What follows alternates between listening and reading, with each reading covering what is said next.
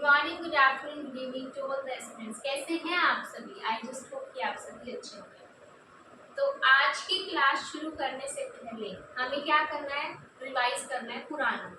कुछ भी नहीं किया था, थोड़ा सा काम किया था। स्ट्रैटेजी क्या होती है? सबसे पहले हमने ये करा कि भाई स्ट्रैटेजी ही है जो आम बिजनेस को खास बना देती है, जो हमें बताती है कि हमें कहाँ जाना है, हमें क्या अचीव करना है, हमें गाइडलाइन देती है, हमारे लिए पाथ बना देती है कि भाई ऐसे ऐसे ऐसे सेक्शन करते जाओ, उसको तुम अचीव कर लोगे। दूसरी चीज मैनेजमेंट क्या होती है? ग्रुप ऑफ पीपल होता है जो कि हमें हेल्प करते हैं सभी तरह के एक्शंस को कंप्लाई करने में, सुपरवाइज करने में, कंट्रोल करने में, प्रॉपर्ली रिसोर्सेज को अलोकेट करने में। तीसरी चीज स्ट्रैटेजी पार्टली प्रोएक्टिव होती है, पार्टली रिएक्टिव होती है। सोच समझ कर की गई साजिश is a strategy, proactive strategy.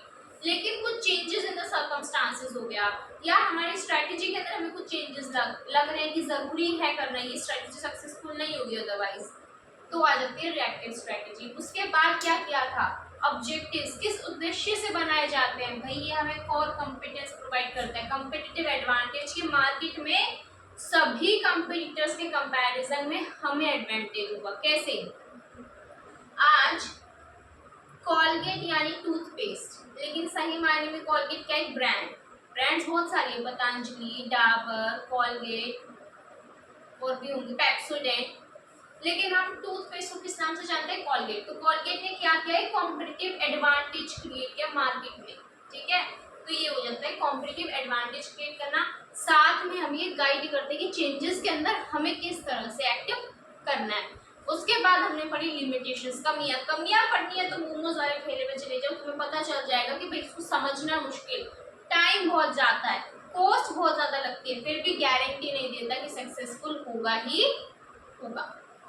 इसी सीरीज में आगे जाते हुए आज का नया टॉपिक करने हम चाह रहे हैं, वो क्या है, क्या बेनिफिट्स हैं, क्या इंपॉर्टेंस है स्ट्रैटेजिक मैनेजमेंट की। सबसे पहले तो इस टॉपिक को लिख दो, very very very very very very important, सबसे ज्यादा मोस्ट स्कोरिंग टॉपिक है ये। इसमें से क्वेश्चंस आता ही आता है कंपल्सरी। ठीक है, तो ये वेरी वेरी इंपॉर्टेंट है बेनिफिट्स। ये लिख लेना, तो ये कंप्लीट नहीं, सारे इंपॉर्टेंट बेनिफिट्स देंगे, 3-4 पॉइंट्स इसके अंदर मिसिंग है, तो वो इसको इरेज करने के बाद आई मेंशन। बट हमें ये नहीं लिखना, हम पढ़ेंगे ये बाद में। जैसे हमेशा हमारा रहता है कि सबसे पहले क्या किया जाएगा? कॉन्सेप्ट देखा जाएगा क्या है, फिर उसको याद किया जाएगा, उसके बाद हम अपने नोट्स बनाएंगे फॉर द फ्यूचर बेसिस। देखो बेसिकली सबसे पहले छोटी सी बात बता देती हूँ कि कॉन्सेप्ट जब आ जाएगा ना दिमाग में, तो चीज़ें अपने आप सेट हो जाएंगी।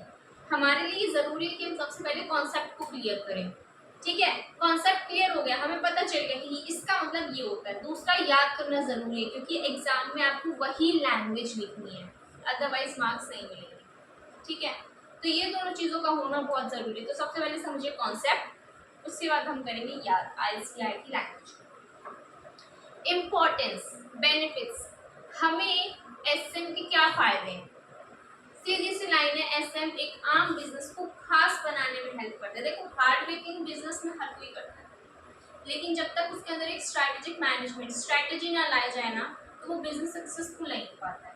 तो यही हमारे SM की खासियत है। हम SM को हमने किया, हमें पता चला ये विजन है, ये मिशन है, हमारे कॉम्पिटिटिव एडवांटेज आ गए, कोर कॉम्पिटेंसेस क्रिएट हो गई, मार्केट में हमारी लीडरशिप आ गई।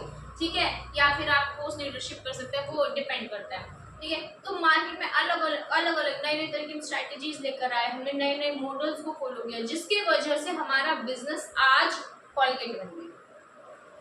ठीक है, तो इसका मतलब क्या होता है कि भाई स्ट्रैटेजी बनाने के बहुत सारे फायदे होते हैं, जिसके वजह से हम खुश होकर डांस करने लग जाते हैं। ठीक है, स्ट्रैटेजी इतनी अच्छी है कि बिजनेस में हमारा मन करता है कि हम डांस करें, तो हम डांस करेंगे डिस्को दीवाने, तो उसके ही बेनिफिट्स आएंगे। सबसे पहले समझो क्या है भाई स्ट्रैटेजी। अगर आप बनाओगे ना, आप प्रोएक्टिव हो जाओगे। क्या कि हम जो भी डिसीजंस लेंगे सोच समझ कर लेंगे। स्ट्रैटेजी क्या है? बहुत ज्यादा प्लानिंग्स करके, जिसको दीवाने डांस था लर्निंग ट्रिक, बट उसके लिए सबसे पहले समझो एक एक point, each and every point. Proactive हो जाते हैं। प्रोएक्टिव कैसे हो जाते हैं? हम स्ट्रैटेजी बड़ा ही सोच समझ कर करते हैं। कैसे? हमने सोचा कि भाई हमें हमारा ये टारगेट है, ये हमें अचीव करना है, हम एक एक कदम बड़ा ही सोच सोच के रखेंगे। ठीक है, तो प्रोएक्टिव कैसे बना देता है? ऑर्गेनाइजेशन को ये हेल्प करता है कि ऑर्गेनाइजेशन को आगे अचीव क्या करना है। ठीक है, ऑर्गेनाइजेशन को फ्यूचर को शेप करने में हेल्प करता है, सीधी सी बात है। ठीक है, दूसरा अवॉइड करता है ये कॉस्टली मिस्टेक्स। कैसे? अगर हमने कुछ स्ट्रैटेजी नहीं बनाई तो हमें एक डायरेक्शन नहीं पता हमें कहाँ जाना है, हम बिल्कुल क्लूलेस है। अभी मैंने कहा था कि हमें जैसे कि इंटर क्लियर करना है, सी क्लियर करनी है, तो उसके लिए हम आज एक अपना स्ट्रैटेजी प्लानर बना लेते हैं। ठीक है, उस प्लानर के हिसाब से पता चलता है कि हमारे आज ये टारगेट्स है।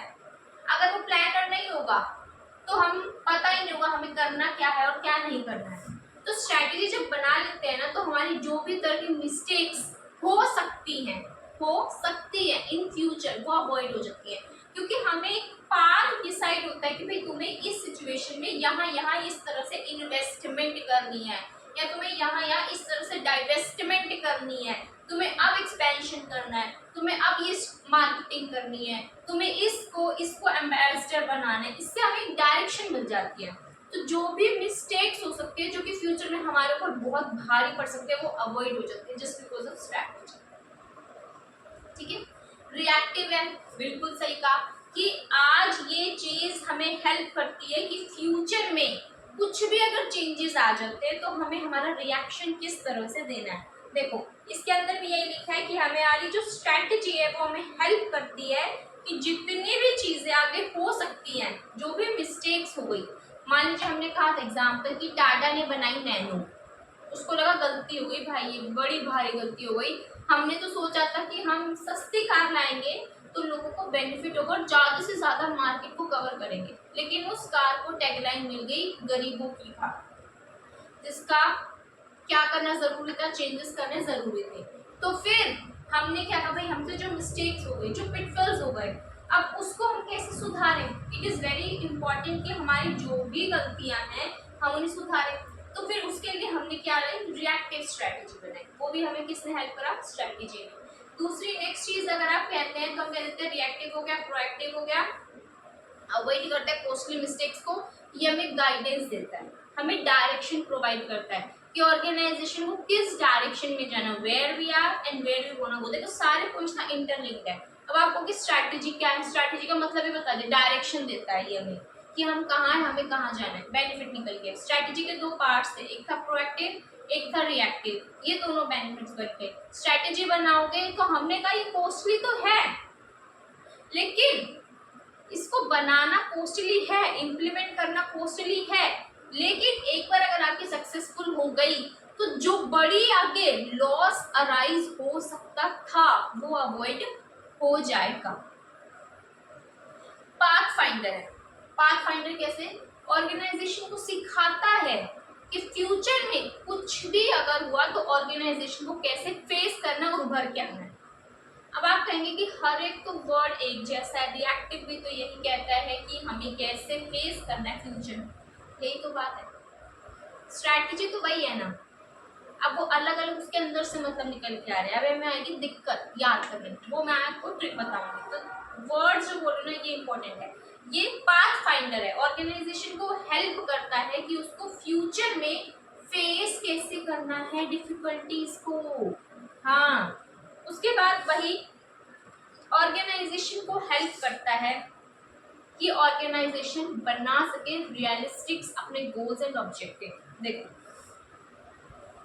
सोच समझकर जब बनाई स्ट्रैटेजी होती है ना, वो हमें हेल्प करती है कि हम रियलाइज कर सके अपने गोल्स और अपने ऑब्जेक्टिव्स को।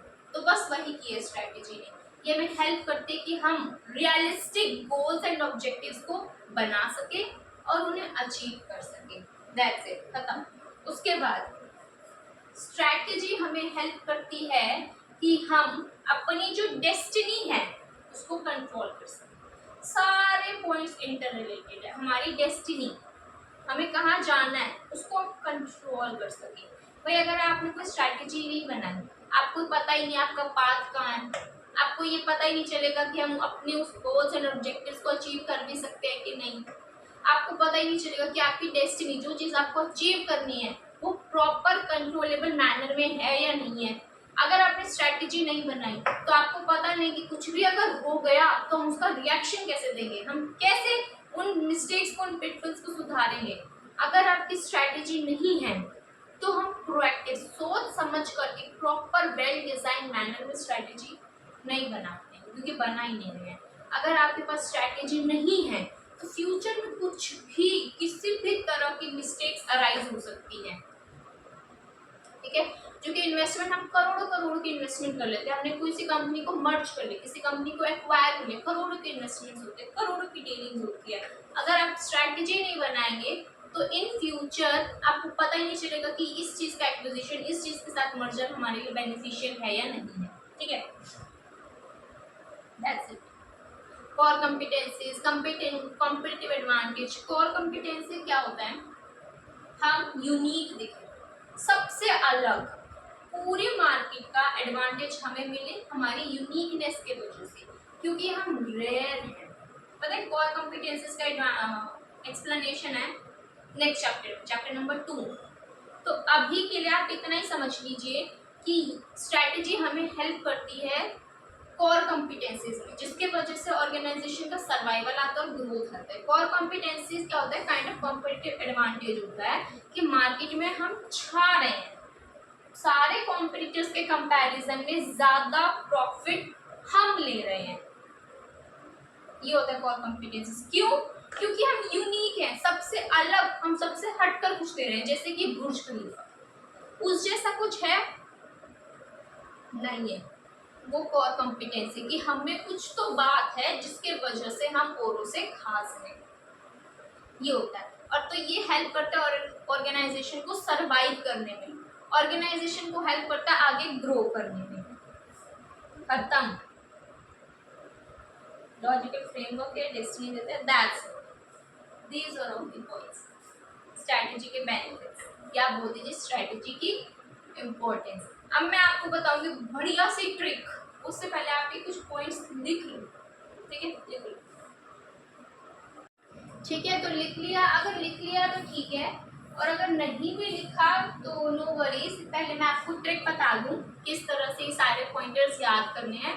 उसके बाद बुक तो भाई एक फॉर्मेलिटी है, जो जो बताया एक एक बोर्ड वही लाइन करवाऊंगी। इसमें 3-4 पॉइंट्स मिसिंग है अभी, वो मैं आपको दे दूंगी। ठीक है, बोर्ड में जगह लिखा था। अब आप कहेंगे कि उस वाले से यहाँ शिफ्ट क्यों है, क्योंकि यहाँ मैं खुद लिखती हूँ। ठीक है, और अगर मैं लिख लूँ तो तुम्हें भी लिखना है, इसीलिए सिर्फ और सिर्फ उस चीज़ से मैं शिफ्ट हुई। लास्ट में चैप्टर खत्म होने के बाद चैप्टर से मैं आपको मैच करवा दूंगी एक एक बोर्ड बुक से ही। ठीक है, खोल के। तो बस यही चीज़ थी इसके अंदर।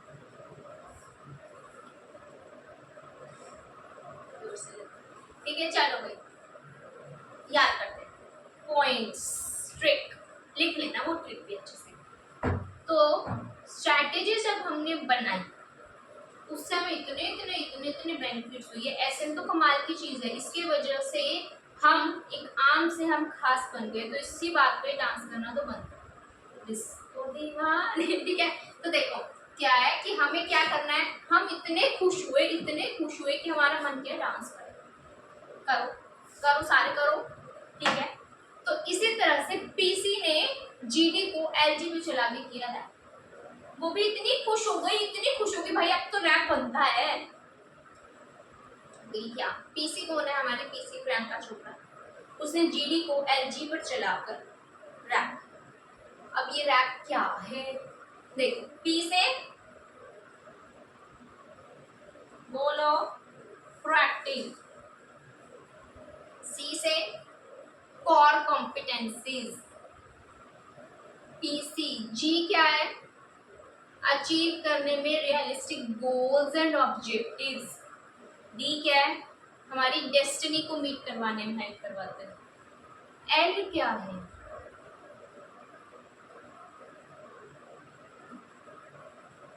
बताओ मैं भी खुद भूल गई क्या।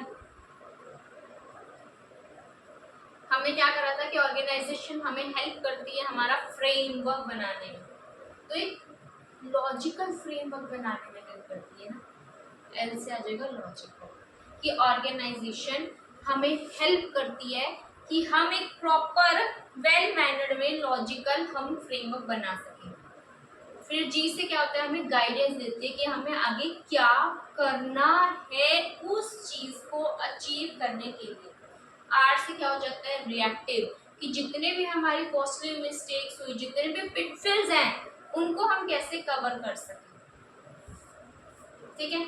उसके बाद एक है अवॉइड करना कॉस्टली मिस्टेक्स को। पी क्या है, पाथ फाइंडर, दैट्स इट। अभी देखो इंपॉर्टेंस के पॉइंट्स बहुत सारे हैं, आप सारे याद नहीं कर सकते हैं, तो ये मोस्टली पॉइंट्स कवर हो गए। इसके अलावा बचते हैं दो और। सबसे पहला एक है कि ऑर्गेनाइजेशन हमें हेल्प करती है कि हमें कैसे सरवाइव करना है। पता है ये वाला पॉइंट कैसे निकला, लॉन्ग रन में सरवाइव, कोर कॉम्पिटेंसीज पढ़ा था। इससे ऑर्गेनाइजेशन हेल्प करती है अपना कोर कॉम्पिटेंसीज को डेवलप करने में, जिससे कि ऑर्गेनाइजेशन का ग्रोथ होता है और सर्वाइवल बढ़ता है।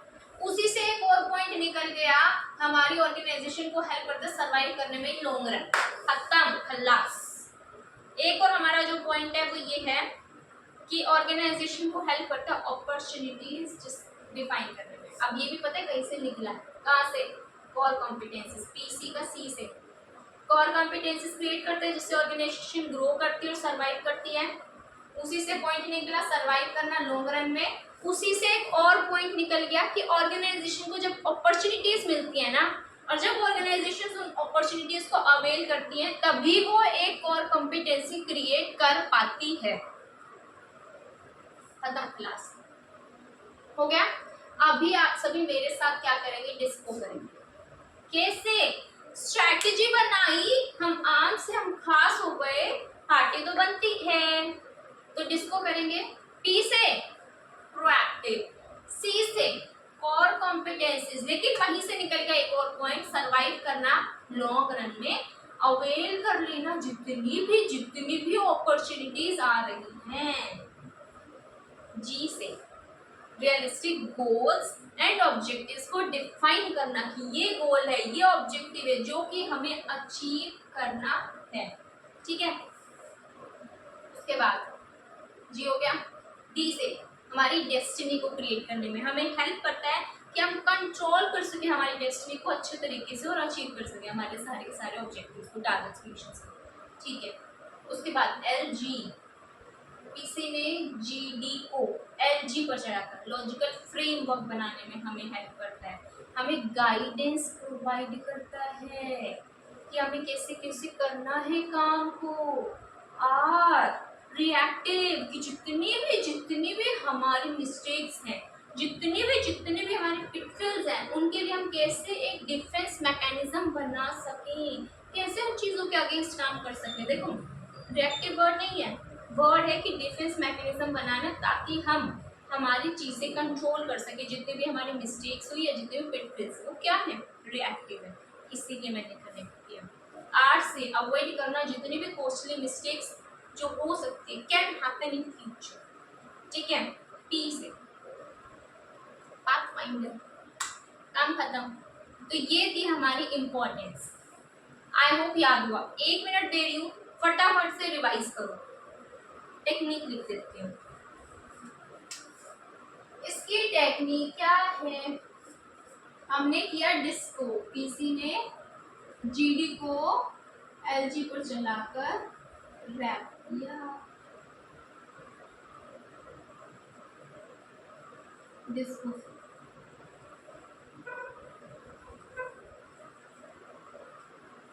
ठीक है।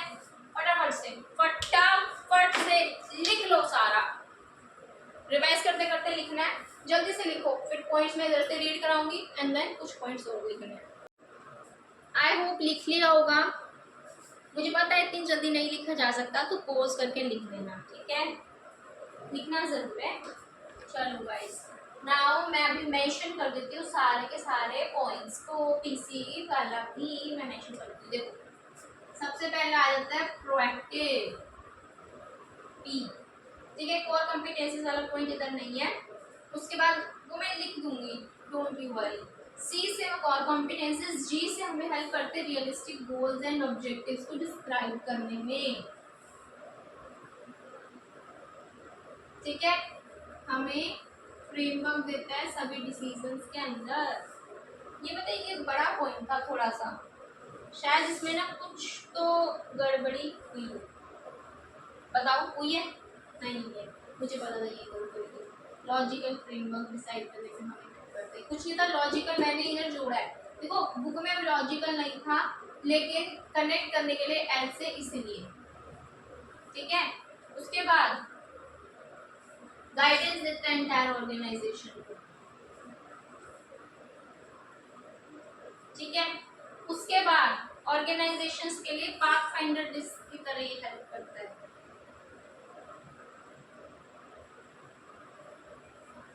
ठीक है। उसके बाद ऑर्गेनाइजेशन को हेल्प करता है कि ऑर्गेनाइजेशन कंट्रोल कर सके अपनी डेस्टिनी को। बताओ कुछ डिफिकल्टी, कोई दिक्कत परेशानी? सारे पॉइंटर्स हैं, फटाफट से अपने को मार्क कर लो, उसके बाद मैं एक्सप्लेनेशन दूंगी।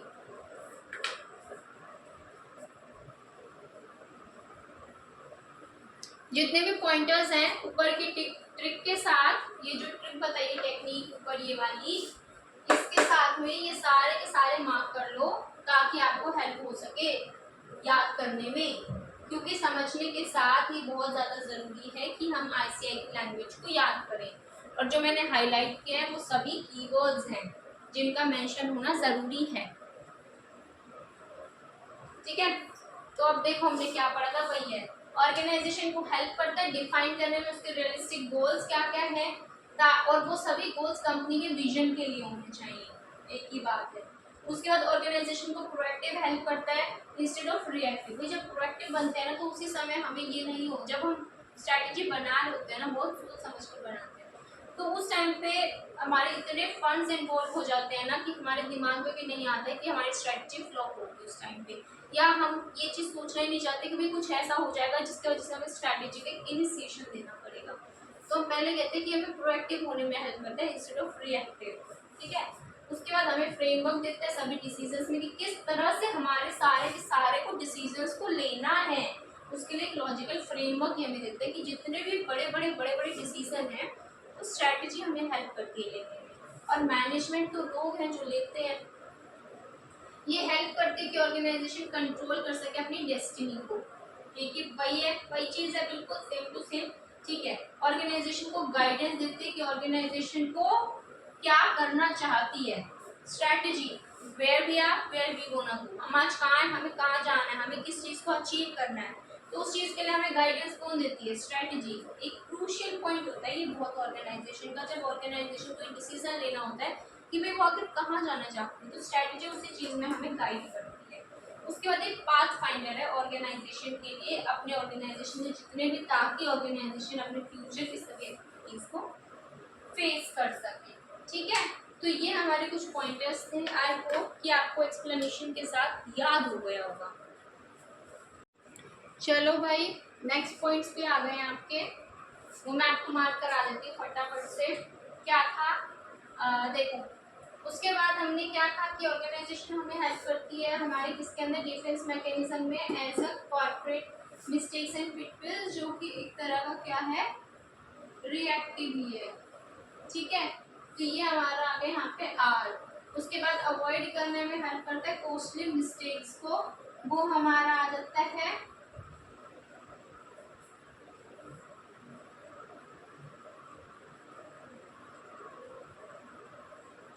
उसके बाद हमें हेल्प करता है ऑर्गेनाइजेशन इसमें कोर कॉम्पिटेंसेस को डेवलप करने में, कॉम्पिटिटिव एडवांटेज को डेवलप करने में, ये आ जाता है हमारा सी। आई होप कि सारे पॉइंट्स कवर हो गए होंगे, यस बिल्कुल। उसके बाद क्या था, कोर कॉम्पिटेंसेस से दो पॉइंट निकल के आते हैं, ये देखो एक तो निकल जाती है कि ऑर्गेनाइजेशन को हेल्प करते हैं सर्वाइव करने में, सर्वाइव एंड सर्वाइव। दूसरा मैंने क्या कहा था कि ऑर्गेनाइजेशन को हेल्प करता है किस चीज़ में, आइडेंटिफाई करने में अपॉर्चुनिटीज, देखो आइडेंटिफाई करने में अवेलेबल अपॉर्चुनिटीज, सारे पॉइंट्स कवर, ठीक है। इस चीज को भी फटाफट से लिखो,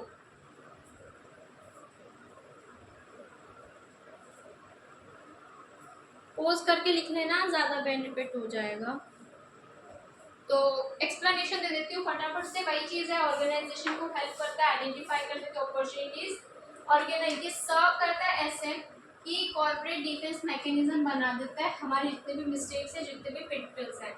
ऑर्गेनाइजेशन को हेल्प करता है कि वो अपनी मिस्टेक को अवॉइड कर सके हमारी इन्वेस्टमेंट्स को लेकर, ठीक है। उसके बाद हेल्प करता है ऑर्गेनाइजेशन सर्वाइव करेगी लॉन्ग रन में। ऑर्गेनाइजेशन को हेल्प करते कि वो डेवलप कर सके कॉम्पिटिटिव एडवांटेज या और कॉम्पिटेंसेस जो कि उसे असिस्ट करेगी आगे सर्वाइवल एंड ग्रोथ के लिए। खत्म। यही थे हमारे सारे के सारे पॉइंट्स। किसके लिए किसके लिए किसके लिए? बेनिफिट्स के लिए।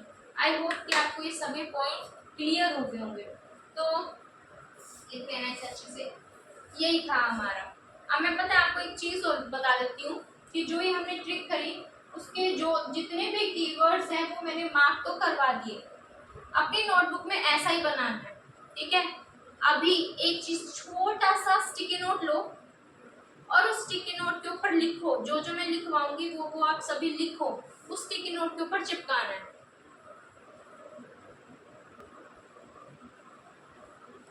ठीक है। तो ये चीज हो गई। अभी आपको एक स्टिकी नोट लेना है, उसके ऊपर अपने कुछ पॉइंट्स आपको लिखने हैं, जो जो मैं लिखूंगी कीवर्ड्स के साथ में। पीसी ने जीडी को एलजी पर चलाकर क्या किया था? रैप किया। ये है, इसको इस तरह से लाइनर्स में लिखो। अब हम लिखेंगे इसके सामने पॉइंट्स। वो वाला सारा लिख लिया, वो सारा मार्क कर लिया हमने, सब कर लिया, लेकिन ये चीज है आपको हेल्प करेगा वन लाइनर्स में। आपके वो जो बनाते हैं ना flow chart, ball charts, diagram charts जो भी बनते हैं, ये उस तरह के साथ बनवा लो। प्रोएक्टिव,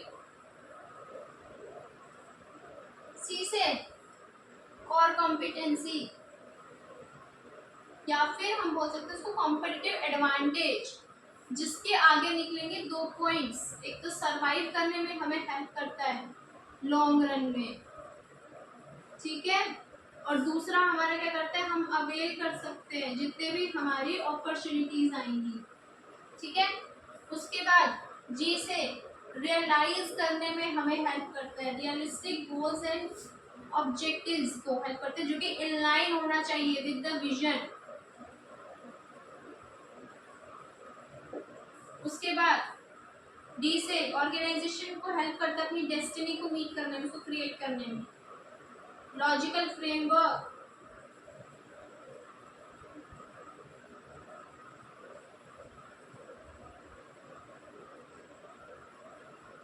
उसके बाद जी से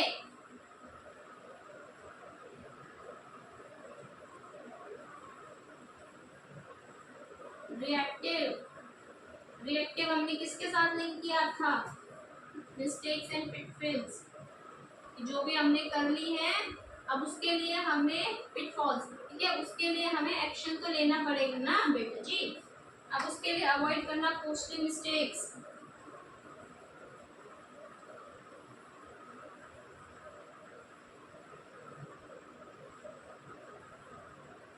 पाथफाइंडर,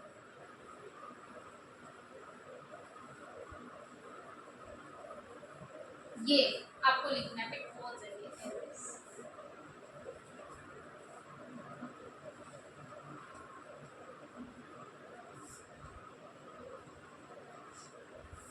ठीक है।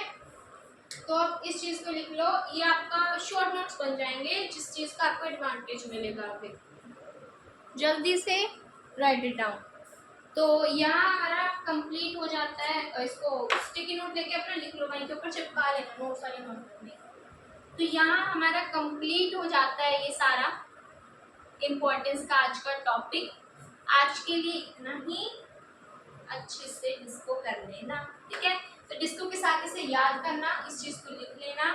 आई होप कि आपको बहुत बहुत बहुत अच्छे से इम्पोर्टेंस बेनिफिट्स जो भी हमारे एसएम के हैं वो याद हो गए होंगे, और सबसे ज़्यादा इम्पोर्टेंट समझ आ गए होंगे, सब इंटररिलेटेड है। आपने अगर अच्छे से डेफिनेशंस पढ़ी है ना उसकी, अगर आपने अच्छे से उसकी लिमिटेशंस ऑब्जेक्टिव पढ़ा है, तो आपने देखा होगा सब कुछ मिला के बेनिफिट्स में जो भी वर्ड, जो भी डेफिनेशंस मैंने बताई, जितने भी ऑब्जेक्टिव लिमिटेशन बताई, हर चीज़ का मिश्रण करके इम्पोर्टेंस में। लेकिन उस टाइम पे हमें याद नहीं आता फॉर श्योर। उस टाइम पे याद करने के लिए क्या चाहिए होती है हमें, कुछ ट्रिक्स, वो भी मैंने दे दी है। ठीक है, तो डिस्को को याद रखना है, एग्जाम के अंदर कर बैठना, जितने भी बच्चे होंगे जिन्होंने देखी होगी ये वाली क्लास उन्हें याद आ जाएगा। ओके, सो या that's it from my side for today. ध्यान रखिए अपना, खुश रहिए और लाइक शेयर सब्सक्राइब कर दो प्लीज़, ताकि मुझे भी थोड़ा सा मोटिवेशन मिले। अगर किसी भी तरह की कुछ भी क्वेरी हो तो फिर कमेंट सेक्शन में मेंशन डाउन कर देना। I definitely have a look